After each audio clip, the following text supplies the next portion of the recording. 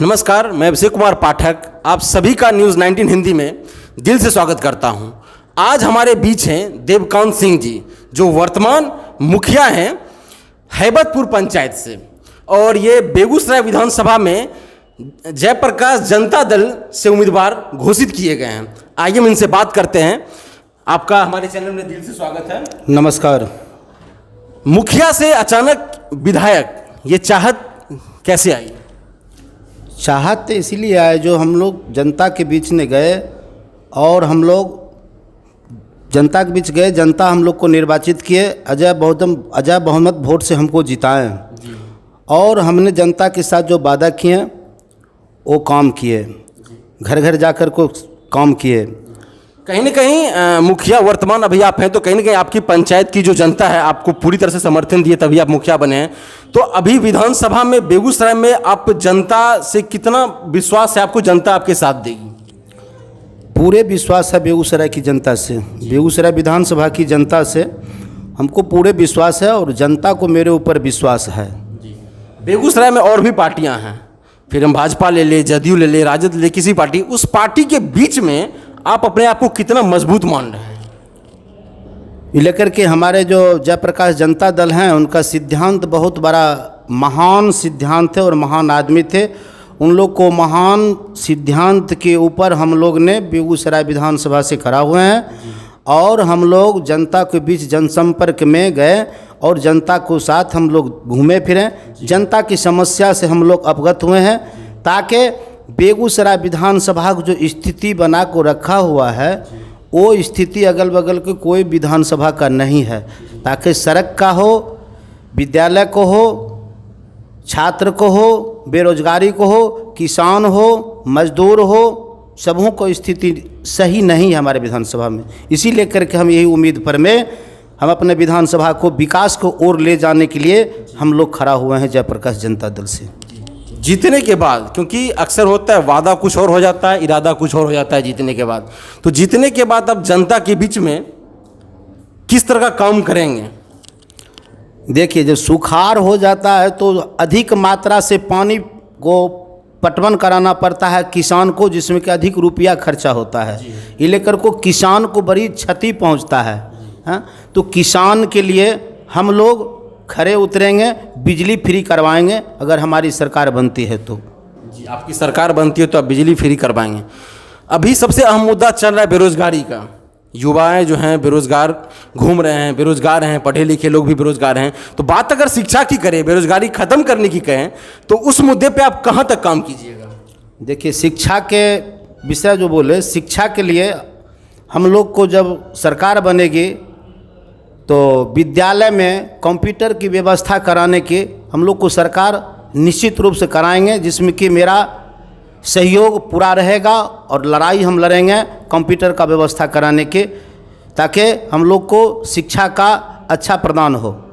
जी, computer के व्यवस्था से तो मान लीजिए कंप्यूटर की पढ़ाई होगी, और अगर बात रोजगार की करें तो आपके हिसाब से अगर आप विधायक जी बन जाते हैं तो रोजगार किस किस क्षेत्र में आप रोजगार दे सकते हैं युवाओं को? युवाओं को रोजगार देने की सरकार से हम लोग गुहार करेंगे, गुहार लगाएंगे और सरकार से हम मांग करेंगे हमारे विधानसभा क्षेत्र में कुछ ऐसा फैक्ट्री बनावे जो कि मक्का कभी कोई नहीं पूछ रहा है, तो मक्का को बहुत आइटम बनता है, उसके लिए कोई फैक्ट्री का निर्माण करवाने का काम करने का हम लोग करेंगे कोशिश।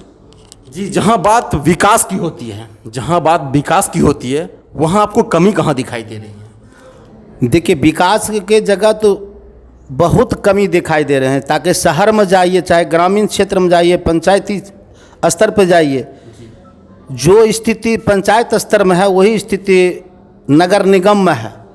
पूरे बेगूसराय में जाकर के देखिए, जो एक गली पानी से नहीं बचा हुआ है, जिसके लिए टंकी का निर्माण करना चाहिए जगह जगह पर में, पूरे हौज जिसको कहा जाता है, हौज का जिसमें जब पानी जाकर के रुकें, जो अधिक पानी होने के बाद किसी तरह से टंकर लगा कर उसको निकालने का काम की जाएगी। देखिए, अब तक जितने भी विधायक और सांसद आए हैं बेगूसराय विधानसभा ये लोकसभा में, सिविल सिस्टम का कोई व्यवस्था नहीं किए हैं।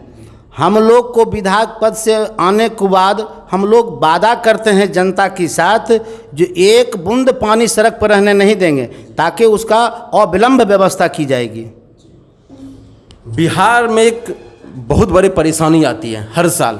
बिहार की लगभग 70% क्षेत्र बाढ़ में डूब जाते हैं। और बेगूसराय विधानसभा में अगर बात करें तो बहुत सारे ऐसे गांव हैं, बहुत सारे ऐसे मतलब क्षेत्र पाए जाते हैं जो बिल्कुल डूब जाते हैं। वहाँ की जो ग्रामीण उनको बहुत सारी परेशानियाँ हो जाती है। अगर हम मुद्दा की करें बाढ़ की, तो बाढ़ के मुद्दे पे आप कहाँ तक सफल कर पाएंगे, बाढ़ को कहाँ तक ख़त्म कर पाएंगे अपने क्षेत्र में?